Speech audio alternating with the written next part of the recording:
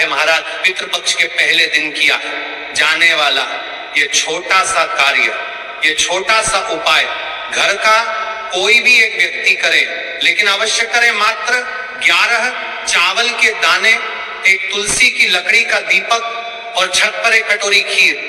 याद रखना महाराज, मेरी कई सारी माताएं बहनें उपाय की सामग्री भूल जाती है। फिर से सुनिए, मात्र 11 चावल, एक तुलसी की लकड़ी का दीपक, अपने पितरों के लिए कटोरी खीर। छत पर सबसे पहले दिन 8 सितंबर सोमवार के दिन सबसे पहले हम पितृपक्ष के बारे में जानते हैं। सुनो महाराज, हमारे पूर्वजों का आशीर्वाद हमारे जीवन की बुनियाद है। जब धरती पर हम पैदा होते हैं, हमारे आगे जो राहें खुलती हैं, उनके पीछे हमारे पूर्वजों की छाया रहती है। यदि आपसे आपके पितृ नाराज है और आपको पता भी नहीं है कि आपने ऐसा कौन सा कार्य करी, यदि आपके जीवन में दुख है, कष्ट है, बड़े बड़े पूजा पाठ अनुष्ठान करवाते रहते हो, फिर भी सफलता प्राप्त नहीं होती है, जीवन में पूरी तरीके से क्लेश है तुम्हारा, आज ये सिर्फ पितृदोष, काल सर्प दोष, इनकी वजह से बार बार असफलताएं, धन का टलना, घर में कलह, उनके कारण अनेक होते हैं। इसलिए हम आपसे कह रहे हैं, 8 सितंबर सोमवार शिव का दिन और पितृपक्ष प्रारंभ हो रही है। सबसे पहले दिन किया जाने वाला है छोटा सा कार्य, ये छोटा सा उपाय घर की कोई भी माता बहन अवश्य करें, या फिर घर का कोई छोटा सदस्य कोई भी व्यक्ति कर सकता है, लेकिन हर घर ये उपाय अवश्य होना चाहिए। आज की ये शिव महापुराण की कथा से हम आपको बता रहे हैं, पितृपक्ष का आरंभ कई परंपराओं के अनुसार उन धनराशियों, निर्णयों और कर्मों को संतुलित करने का समय है। ये उचित कर्म समर्पण होता है तो न प्रतिकर जानने का। महाराज पूजा पाठ करें, कामना करना महाराज अनुष्ठान में किए जाते हैं। जी छोटे शहर की गृहिणी थी, उनके घर में पिछले 3 साल से आर्थिक अस्थिरता छाई हुई थी। कमाने के बाद पैसे टिकते ही नहीं थे, पति के व्यापार में अवरोध, बच्चों की पढ़ाई में बाधाएं। माया रोज पूजा करती और मंदिर जाती, पर मन में खालीपन रहता। 8 सितंबर को उन्होंने पति की सलाह से जो व्यस्त थे, घर की छत पर सादगी से 11 अक्षत, एक तुलसी की लकड़ी का दीपक और एक कटोरी खीर रखी, और सबसे पहले मन से अपने पूर्वजों का स्मरण करके कहा, हे मेरे पूर्वजों, यदि किसी प्रकार की असंतोष हुई हो तो क्षमा करो, यह मेरा सादर समर्पण है। कुछ ही हफ्तों के भीतर उनके पति को पुराने कर्ज का एक हिस्सा माफ हुआ, एक पुराना क्लाइंट वापस आया, घर में पहले जैसी हंसी लौटी। माया का कहना था, मुझे बड़ा चमत्कार नहीं चाहिए था, मुझे बस अपने पूर्वजों का आशीर्वाद चाहिए था, और उन्होंने वह दे दिया। यदि उनके साथ चमत्कार हो सकता है महाराज, तो आपके साथ क्यों नहीं? क्या भरोसा अगला पत्र इस व्यासपीठ पर आपका हो। अब जान लेते हैं राशि से जुड़ा भाग्य, जिन्होंने कल की पिछली कथा में कमेंट किया था। कल की 2 विशेष मुख्य राशि, सबसे पहले राशि है कर्क, घर परिवार और भावनात्मक तालमेल के मामले में कर्क राशि के लोगों पर आज का दिन विशेष रूप से अनुकूल सिद्ध होता है। यदि आप कर्क राशि के हैं और परिवार में कलह, अस्थिरता है, आज का संकल्प आपकी स्थिति को शांत करने में सहायक होगा। दूसरी राशि है मकर, स्थायित्व और आर्थिक उन्नति के मामले में मकर राशि के लोग अक्सर मेहनती होते हैं, पर रुकावटें उनके प्रयासों में आ सकती हैं। आज का श्राद्ध संकल्प उनकी आर्थिक बाधाओं को कम करने में लाभदायी साबित हो सकता है, परंतु यह उपाय हर राशि के लिए फलदायी है, क्योंकि इसका आधार पितृ आशीर्वाद है जो सभी पर असर करता है। अब महाराज चलते हैं हम उसे विशेष उपाय की तरफ, जो आपको 8 सितंबर सोमवार के दिन इस पितृपक्ष में करना है। देखिए, हम आपको सारी विशेष बातें बताने वाले हैं, तो वीडियो को स्किप ना करें। तो चलिए महाराज जी, अब चलते हैं उस विशेष उपाय की तरफ, जो आपको कल इस विशेष तिथि पर करना है। और इस विशेष पावन पर्व पर हम जिस उपाय की चर्चा करने जा रहे हैं, वह अत्यंत ही दुर्लभ और शक्तिशाली है।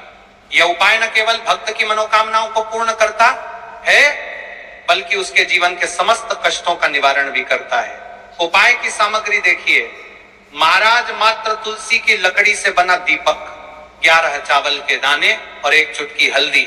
ये तीनों वस्तुएं देखने में सामान्य प्रतीत होती हैं, परंतु इनका महत्व और शक्ति अद्भुत है। जब इन्हें सही विधि से सच्चे मन और श्रद्धा के साथ शिव मंदिर में प्रयोग किया जाता है, तब यह उपाय अलौकिक परिणाम प्रदान करता है। किसी भी धार्मिक कार्य का प्रारंभ बिना गणपति पूजन के अधूरा है। इसीलिए हम सबसे पहले विघ्नहर्ता मंगलकर्ता प्रथम पूज्य श्री गणेश जी को प्रणाम करते हैं। हे गणेश जी, हमारे जीवन से विघ्नों का नाश करो, सुख शांति और समृद्धि प्रदान करो। और आज जो उपाय हम करने जा रहे हैं उसमें कोई भी बाधा न आने दो। वक्रतुंड महाकाय सूर्य कोटि समप्रभ निर्विघ्नं कुरु मे देव सर्वकार्येषु सर्वदा। देखिए महाराज जी, अब हम बात कर लेते हैं सबसे पहले उपाय के बारे में। तो देखिए, तुलसी की लकड़ी का दीपक, 11 चावल के दाने और एक चुटकी हल्दी। तो सबसे पहले आपको हम दीपक के बारे में बताते हैं। तुलसी की लकड़ी का दीपक, तुलसी माता का वर्णन शास्त्रों में अत्यंत पवित्र माना गया है। तुलसी के बिना कोई भी पूजन अधूरा है। यद्यपि शिवजी को तुलसी अर्पित नहीं की जाती, परंतु तुलसी की लकड़ी का उपयोग जब दीपक के रूप में किया जाता है तो यह विशेष ऊर्जा उत्पन्न करती है।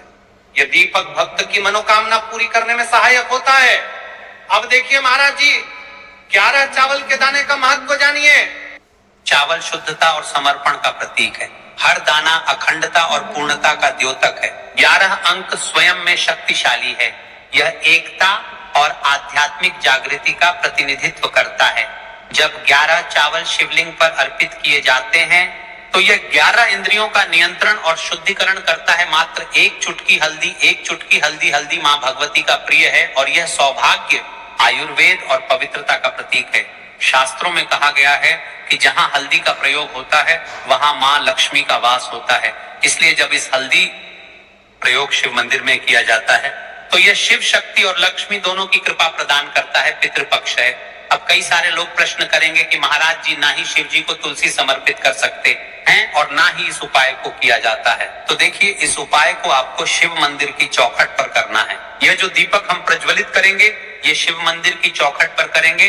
तुलसी का संबंध आध्यात्मिक शांति, मानसिक स्थिरता और रोग नाश से है। जब तुलसी की लकड़ी का दीपक जलता है तो घर या मंदिर के आसपास की नकारात्मकता तुरंत दूर हो जाती है। महाराज जी, आपको इस तुलसी की लकड़ी के दीपक के बारे में हम आपको सबसे पहले बताते हैं। हालांकि आपके तीनों उपाय को साथ में ही करना है, लेकिन सबसे पहले और प्रथम तुलसी की लकड़ी का दीपक तो देखिए। तुलसी की लकड़ी प्राप्त करना, यदि घर में तुलसी का पौधा है तो उसकी जड़ के पास की नरम लकड़ी लेनी है। यदि घर में तुलसी का पौधा नहीं है तो बाजार से भी तुलसी की लकड़ी खरीदी जा सकती है। कई सारे घरों में तुलसी का वृक्ष नहीं होता है तो आप यह भी कर सकते हैं। ध्यान रहे, यदि आप किसी और के घर से ले रहे हैं, दक्षिणा अवश्य दें। बिना दक्षिणा के तुलसी लेना अशुभ माना जाता है। लकड़ी को तैयार करना, तुलसी की लकड़ी को छोटे टुकड़े में काटकर उसकी बत्ती बनानी है। उस बत्ती पर कपास रुई लपेटना है ताकि वह दीपक में ठीक से जल सके। अब यहाँ पर महाराज जी, कई सारे लोग प्रश्न करते हैं कि दीपक हमें आटे का लेना है या फिर हमें दीपक मिट्टी का लेना है। तो देखिए, आपको मिट्टी का दीपक का प्रयोग करना है क्योंकि हम तुलसी के लकड़ी के दीपक वाला उपाय कर रहे हैं। ठीक है, दीपक केवल मिट्टी का होना चाहिए, पीतल, कांसे या किसी धातु का दीपक इस उपाय में उपयोग नहीं करना। मिट्टी का दीपक धरती तत्व का प्रतिनिधित्व करता है और यह शिव पूजन में सबसे उत्तम माना जाता है। अब देखिए महाराज जी, हमें तेल का किस प्रकार प्रयोग करना है। तो देखिए, तेल का प्रयोग इस दीपक में तिल का तेल या घी का प्रयोग करें। तिल का तेल पापों का नाश करता है और घी समृद्धि व शांति का वास कराता है। अब कई सारे लोग प्रश्न करते हैं कि महाराज जी, आपने हमें यह तो बताया ही नहीं कि कितने दीपक का उपाय करना है। आखिर दीपक कितने बने हैं, तो देखिए कितने दीपक जलाने। यदि समस्या बहुत बड़ी है, जीवन में गहरा संकट है, तो 5 दीपक जलाने चाहिए। यदि सामान्य कामना है तो 1 दीपक भी पर्याप्त है। हर दीपक जलाते समय यह भावना रखें कि हे भोलेनाथ, यह दीपक मेरी अंधकारमय जीवन राह को प्रकाशमय करे। जेके महाराज जी, तुलसी के लकड़ी के दीपक वाला उपाय है। ये कोई साधारण उपाय नहीं है। तो आपको क्या क्या सावधानी बरतनी है। दीपक को शिवलिंग पर प्रत्यक्ष रूप से न रखें, इसे मंदिर की चौखट पर या बनाए गए स्वस्तिक पर रखें। दीपक जलाते समय मन में शुद्ध भाव होना चाहिए। बुझने के बाद उसकी राख को पवित्र स्थान पर ही विसर्जित करें। महाराज जी, जैसे ही तुलसी की लकड़ी का दीपक जलता है वैसे ही साधक को एक अलग ही शांति का अनुभव होता है। मन का तनाव समाप्त होता है। आंखें बंद करके जब दीपक की लौ के सामने बैठते हैं तो लगता है कि यह लौ सीधे आत्मा से संवाद कर रही है। यह लौ मानो भगवान शिव के आशीर्वाद का प्रतीक बन जाती है। अब देखिए महाराज जी, हम बात कर लेते हैं 11 चावल के दाने वाले उपाय के बारे में। ठीक है, 11 चावल का धार्मिक महत्व। महाराज जी, चावल अन्न भोजन का साधन नहीं है, बल्कि इसे पूर्णता, शुद्धता और अखंडता का प्रतीक माना गया है। वेदों और पुराणों में अन्न को अन्न देवता कहा गया है। अन्नमा ब्रह्मेति व्यजानात्, यह उपनिषद का कथन है, अर्थात अन्न स्वयं ब्रह्म है। इसलिए जब भक्त शिव जी को चावल अर्पित करता है तो वह केवल एक दाना नहीं चढ़ाता, बल्कि अपनी आत्मा और जीवन का समर्पण करता है।